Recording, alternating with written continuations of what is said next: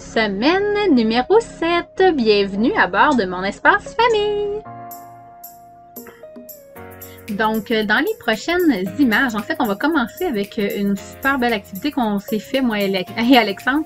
On s'est permis d'aller voir le ciel étoilé de Telegraph Cove. Oh my god, c'est juste merveilleux de voir à quel point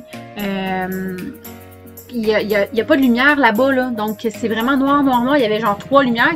La première photo, c'est genre les 3 lumières qu'il y avait d'allumées.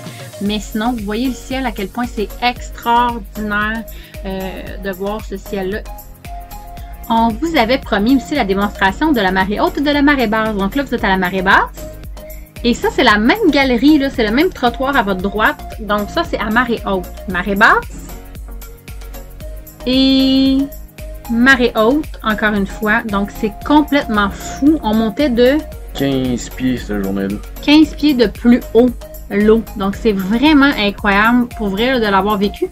Là, vous voyez, on est à marée basse. Puis, vous voyez sur les poteaux, sur les maisons en arrière. C'est drôle parce que je touche l'écran comme si vous étiez devant moi pour vous l'expliquer. Vous voyez l'eau où elle arrive sur les poteaux en dessous des maisons. On le sait qu'on vous a présenté Telegraph Cove la semaine passée. Mais pour nous, vraiment, ça a été un coup de cœur là, vraiment majeur. Et de voir comme aussi l'aspect tout désert, qu'il n'y avait vraiment personne. Vraiment, ça nous fascine. Et de voir la hauteur, bien sûr, là, à marée haute versus marée basse. Puis c'était le fun de l'avoir vécu les deux. Parce qu'à marée basse, on a vraiment pu voir les étoiles de mer, voir toute la nature, dans le fond, dans l'eau, dans le fond. Tandis qu'à marée haute, on voyait vraiment moins. En fait, on voyait quasiment rien. Mais au beau soleil aussi brillant. Donc, c'était vraiment le fun d'avoir les deux. On était vraiment bien installés. Là. Ça, c'est l'endroit où on était stationné, la vue qu'on avait.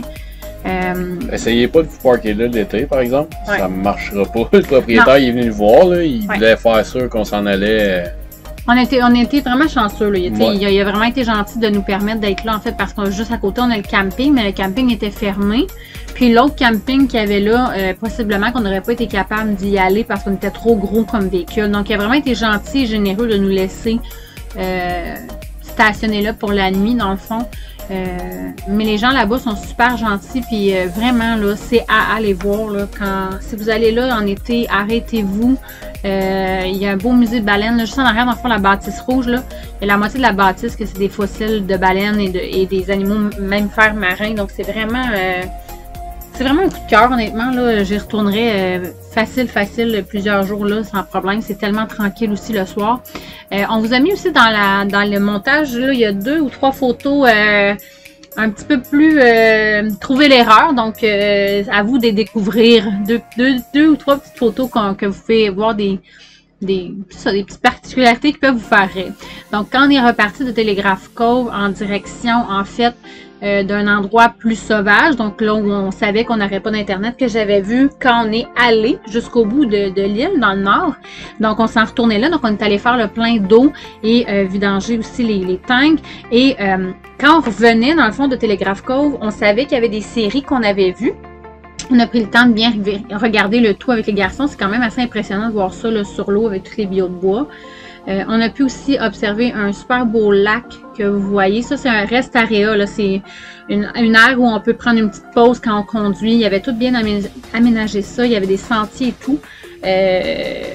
On a failli rester là une nuit pour profiter justement du sentier. Mais on avait vraiment notre idée d'aller faire quelques journées là, vraiment en sauvage. Et voilà notre endroit. Donc, comme vous pouvez constater, quand on est arrivé sur les lieux, il y avait plusieurs déchets éparpillés partout. Et ça, c'était une de nos... On a fait notre corvée. On a ramassé les cochons qui ont passé là avant. Mais c'était vraiment une des choses qu'on voulait apprendre aux garçons aussi à nettoyer l'environnement. Au départ, quand on est arrivé, là, ça, c'est les garçons qui s'amusent à faire des feux. Dieu sait qu'on en a fait plusieurs feux. Et ils jouaient aux pompiers. Donc, pimpon, pimpon. Voici mon... mes pompiers qui arrivent. Oui, donc c'est ça, c'était quelque chose qu'on voulait montrer aux garçons, qu'on voulait leur inculquer, en fait, de prendre soin de leur planète. Donc, on a nettoyé l'endroit. On espérait vraiment pouvoir faire des chargements, en fait, dans le véhicule, puis ramener ça aux poubelles, vraiment. Par la suite, est venu plusieurs réflexions, plusieurs c'est ça, plusieurs réflexions par rapport à enfouir ça dans des sacs versus laisser ça là. En tout cas, bref, à vous de faire votre propre théorie sur le nettoyage de nos ordures. C'était l'espace aussi.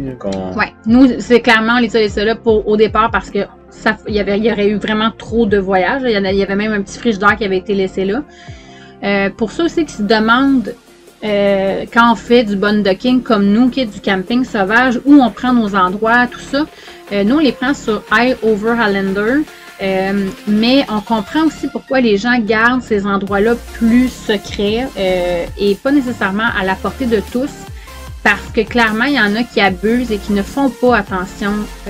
On a ramassé des couches, on a ramassé plein de choses différentes, là, des vêtements, des souliers, des outils, des canettes, de plein de choses, donc puis en passant, le bois qu'on a coupé, c'est tout du bois mort qu'on a trouvé en lisière de la forêt. Oui, des arbres qui étaient tombés, qu'on a pris, qu'on a bûché, qu'on a coupé. Donc mes petits bûcherons se sont donnés.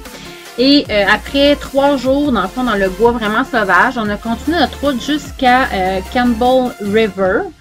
Là où on est présentement, en fait, là où on vous fait la vidéo, on pensait pas rester longtemps comme ça, mais on est encore là. Donc, on va avoir passé encore 3-4 jours ici.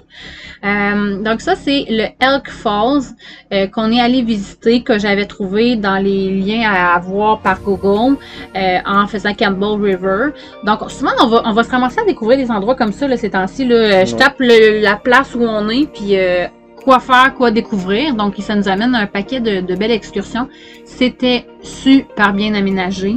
C'est sûr, c'est toujours impressionnant, là, les chutes, la nature comme ça. Mais vraiment un beau budget. Là, regardez les escaliers, c'est fou. C'était tout en métal, super sécuritaire. Vraiment un bel endroit, là, vraiment bien aménagé pour ceux qui veulent plus des attraits un peu plus touristiques. C'était vraiment super bien aménagé. Et on avait un pont suspendu. Oui, t'allais dire? Ouais, ben c'est surtout ceux qui veulent pas faire du vrai hiking, tu sais, marcher dans un sentier d'un pied de large, là, avec des roches, des racines, ça c'est parfait. Ouais, c'est vrai, le sentier avec quoi? On avait quasiment un 6 pieds de large là, pour marcher, donc c'était vraiment génial. Vous allez voir sur les photos, là, on avait vraiment un grand espace pour marcher. Le pont suspendu aussi, Gabriel qui a bravé encore son vertige en fait, donc c'est vraiment le fun. Moi j'adore les ponts suspendus pour aller voir la vue. À chaque fois ça me dépasse, c'est tellement plus grand que nature. Et on s'est trouvé un super beau petit spot pour faire notre petit pique-nique, notre petit dîner, notre petit sandwich. Pique-nique. Ouais. Donc on s'est installé en fait en haut des chutes pour pouvoir dîner, pour manger notre petit sandwich. Puis, on a vraiment passé, on a marché, si ça représente, en fait, c'est-tu la journée? Oui, c'est la journée qu'on a marché notre 12 km total. Ouais. Donc, les Elk Falls, ça a été une des premières randonnées qu'on a faites pour aller ensuite au Canyon Trail Elk Falls, qui est dans le fond la même... C'est la même rivière, mais plus bas. Là, dans le fond, on se trouve à être entre un barrage puis une centrale hydroélectrique jusqu'à les chutes, là. Il y a des conduites d'amener d'eau qui passent un petit peu plus loin. Là. On les voit pas vraiment de où ce que nous on est, mais ça dans le fond c'est juste un évacuateur de crue qui passe par les chutes. Il y avait aussi le fait que, comme vous allez voir, on a vraiment abusé des photos du soleil parce que c'était une journée de soleil et ça nous a fait du bien après 2-3 jours de grosse pluie, 2 jours de grosse pluie, puis suivi de 2 autres journées de grosse pluie. Donc, on en a profité vraiment là, pour être dehors très tôt le matin à la noirceur. Et on a vraiment marché beaucoup cette journée. Regardez les sentiers, comment c'est beau, comment c'est large. Ça, c'est notre endroit pour le dîner, où on s'est installé. Les arbres sont toujours vraiment impressionnants. Puis c'est même pas encore les séquoias, là, les arbres gigantesques. Là. Mais comparé à nos forêts, à nous au Québec, c'est vraiment impressionnant. Là. Puis la façon que la nature change encore, on est vraiment toujours dépaysé. Même si on est à la même endroit. Regardez la couleur de l'eau, on le voit pas beaucoup là, à cause qu'il fait pas soleil directement dessus, là, mais on voit le verdâtre sortir. Oui, puis on voit la clarté aussi. Là, vous allez voir si vous observez un petit peu là, chaque photo de cet endroit-là. Regardez comment c'est clair. On voit vraiment le fond. Ouais, ça c'est l'autre à Campbell River.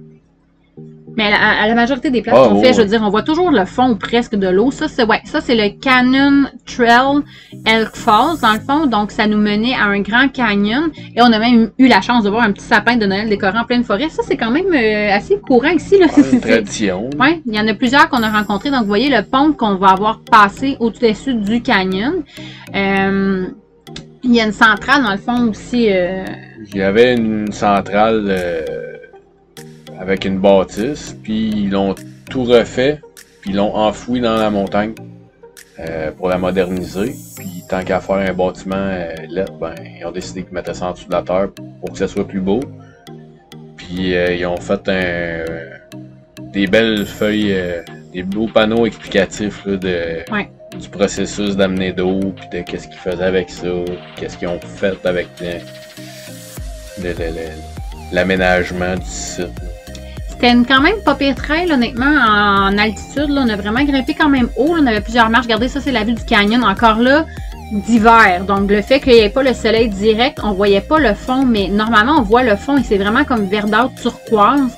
Donc, c'est à voir. Allez-y voir cet endroit-là.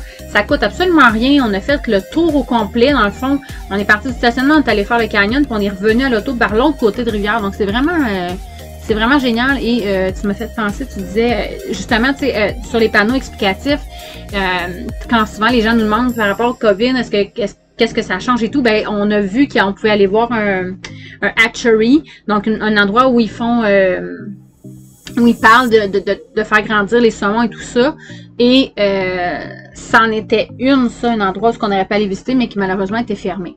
Là, vous venez de voir quelques images, dont Alexandre qui a fait le lavage des autos à la pluie battante.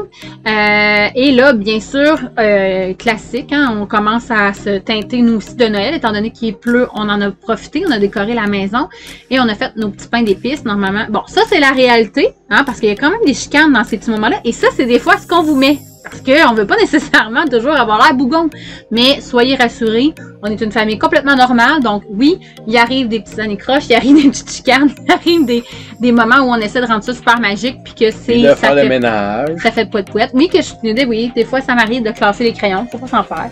Donc vous voyez notre maison qui est maintenant transformée avec Noël pour une semaine. Parce que clairement, rouler avec tout ça dans la maison, c'est pas évident. Et le fait que tout bouge toujours dans la maison aussi. Et qui dit décoration de Noël dit ça prend un sapin. On a notre stand à sapin. On utilise notre bain à 3000$. Et pour ceux qui se demandent pourquoi je lave Raphaël dans le bain, ben c'est parce que Raphaël a comme noté... Pas dans le bain, dans le lavabo. Ouais, dans le lavabo, en bain. C'est parce que Raphaël trouvait que c'était froid dans la grande douche. Donc là, il est très bien raide d'avoir trouvé cette option. Merci d'avoir écouté la vidéo. Puis on se rejase la semaine prochaine!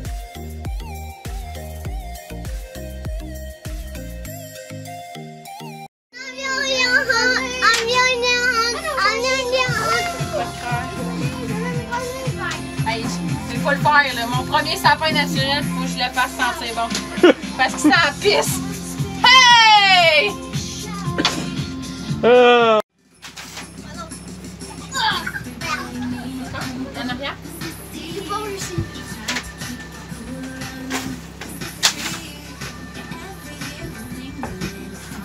Il est prêt? On ressort. Non, ouais!